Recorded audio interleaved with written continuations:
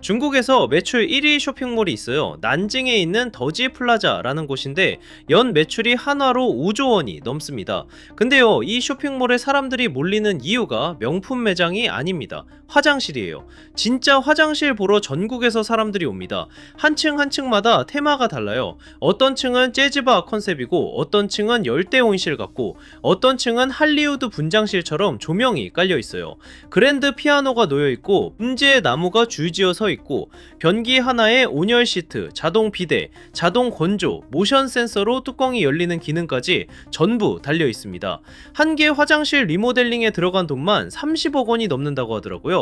SNS에서 난리가 났죠. 화장실 투어라는 말까지 생겼어요. 사람들이 화장실 인증샷 찍으러 오고, 그러다 쇼핑몰 안에서 밥도 먹고 커피도 사고, 결국 매출이 따라 올라간 겁니다.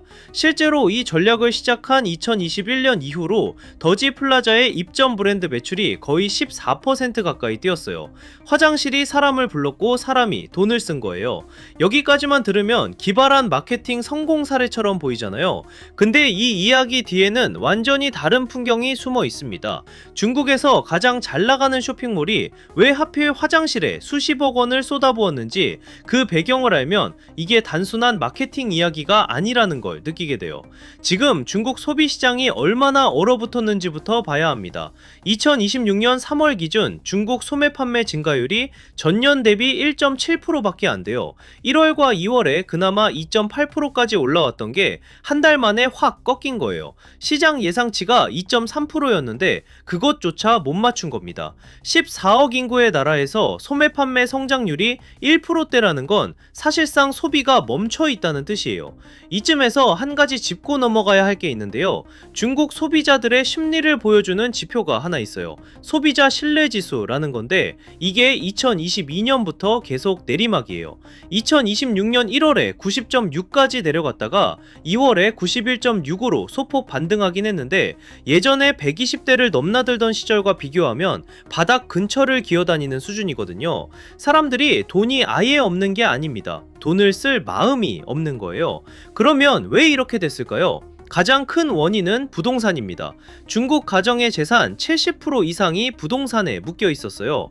그런데 2021년부터 부동산 시장이 무너지기 시작하면서 영국계 투자은행 추산으로 약 18조 달러, 한화로 2경 6천조 원에 달하는 가계 자산이 증발했습니다. 쉽게 생각해보면 이래요. 내 집이 10억이었는데 어느 날 6억, 5억으로 떨어진 거예요. 대출은 그대로 남아있고요. 이런 상황에서 명품 가방을 사겠어요? 고급 레스토랑을 가겠어요? 안 가죠. 당연히 지갑을 꽉 닫는 겁니다. 실제로 중국 가계 저축률이 코로나 시기를 제외하면 역대 최고 수준을 찍었어요. GDP 대비 가계 저축 비율이 전 세계 평균보다 15%나 높습니다. 돈을 벌어도 안 쓰고 모으기만 하는 거죠. 여기에 더해서 젊은 층의 상황은 더 심각합니다. 2026년 3월 기준 중국 16세에서 24세 청년 실업률이 16.9%예요. 올해 졸업하는 대학생만 1270만 명인데 이 사람들이 나올 일자리가 없는 거예요. 취업이 안 되니 소비를 할 수가 없고, 부모 세대는 부동산 자산이 녹았으니 자녀한테 돈을 대줄 여력도 줄었습니다. 세대를 막론하고 지갑이 닫힌 상태예요. 그래서 지금 중국에서 재미있는 현상이 벌어지고 있어요. 이른바 소비 다운그레이드라고 하는 건데, 비싼 건 안 사지만 작은 행복에는 돈을 쓰는 거예요. 립스틱 효과라고도 하죠. 경기가 나빠지면 사람들이 큰 지출은 줄이는 대신 립스틱 같은 작은 사치에 돈을 쓴다는 겁니다. 지금 중국에서 팝마트 같은 블라인드박스 장난감이 폭발적으로 팔리는 것도 같은 맥락이에요. 팝마트가 2025년 연매출 371억 위안, 한화로 8조 원을 넘겼거든요. 전년 대비 185%나 뛴 거예요. 집은 못 사도 만원짜리 피규어는 살 수 있잖아요. 명품백은 포기해도 예쁜 카페에서 커피 한 잔은 마실 수 있고요. 더지 플라자의 화장실도 사실 이 흐름 위에 있는 겁니다. 화장실 구경은 공짜예요. 입장료가 없거든요. SNS에 올릴 사진도 건지고 잠깐이나마 호화로운 공간에서 기분 전환도 되고, 그게 사람들을 끌어들이는 거예요. 근데 이게 과연 중국 경제를 살릴 수 있을까요? 여기서 냉정하게 봐야 할 부분이 있어요. 더지 플라자가 매출 1위를 찍은 건 맞습니다. 그런데 같은 해 베이징 SKP 매출은 전년 대비 17%나 떨어졌어요. 중국 전체 쇼핑몰 시장이 좋아진 게 아니라 특정 몰 하나에 사람이 몰린 거예요. 파이가 커진 게 아니라 쪼그라든 파이에서 한쪽이 더 많이 가져간 것 뿐입니다. 승자가 대부분을 독식하는 현상이 소비 시장에서도 벌어지고 있는 거예요. 중국 정부도 이 상황을 모르지 않아요. 2025년에만 소비 진작 정책을 쏟아냈습니다.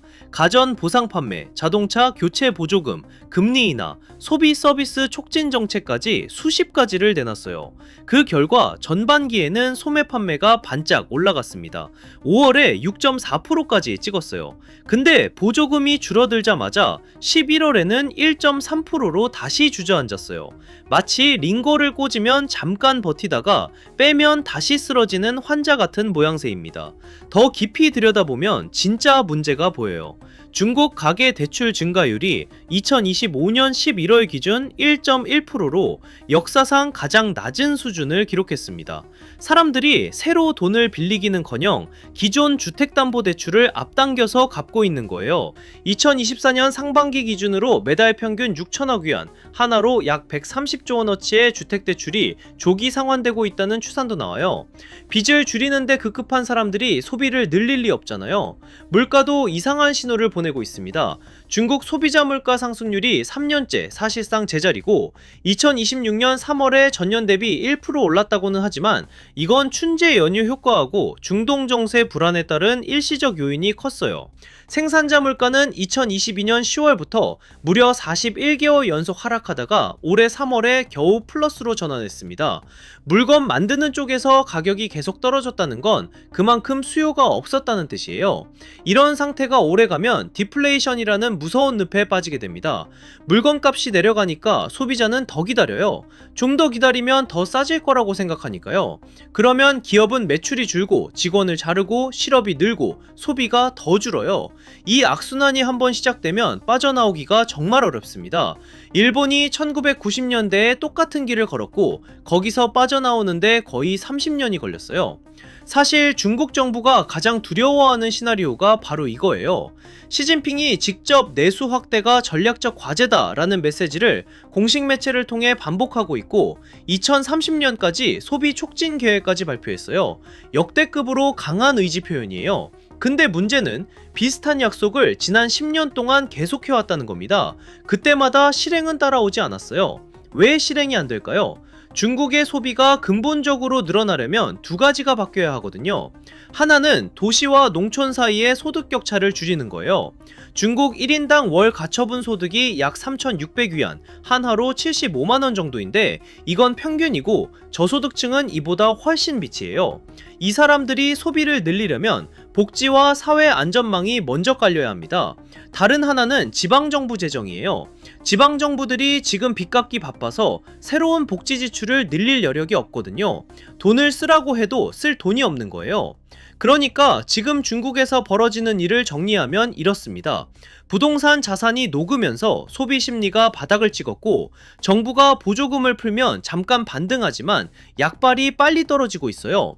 더지 플라자 같은 체험형 마케팅이 특정 공간에서는 효과를 내고 있지만 이건 쪼그라든 소비의 빈자리를 채우는 게 아니라 남은 소비를 한 곳으로 빨아들이는 것에 가깝습니다. 이게 한국하고도 꽤 직접적인 상관이 있는데요. 중국은 한국 수출의 20% 이상을 차지하는 최대 교역국이에요. 중국 소비가 살아나야 한국 화장품이 팔리고 한국 식품이 팔리고 한국 관광이 살아나요. 근데 지금 중국 소비자들이 필수재 위주로만 지출하고 있고 해외여행 가서도 쇼핑 비중이 2019년 70%에서 2025년 51%로 뚝 떨어졌어요. 한국 면세점 매출이 예전 같지 않은 이유가 여기 있습니다. 마지막으로 한 가지만 더 말씀드릴게요. 중국 실질 GDP 성장률을 놓고 논쟁이 계속되고 있어요. 중국 정부는 2025년 5.2% 성장했다고 발표했는데 미국의 한 유명 경제 연구기관은 실제로는 2.5%에서 3% 사이였을 거라고 추정합니다. 절반 수준이에요. 투자가 급감하고 소비가 정체되고 수출 흑자에만 기대서 버티는 경제에서 지금 중국이 내놓는 공식 수치와 체감 현실 사이의 간극이 상당히 크다는 겁니다.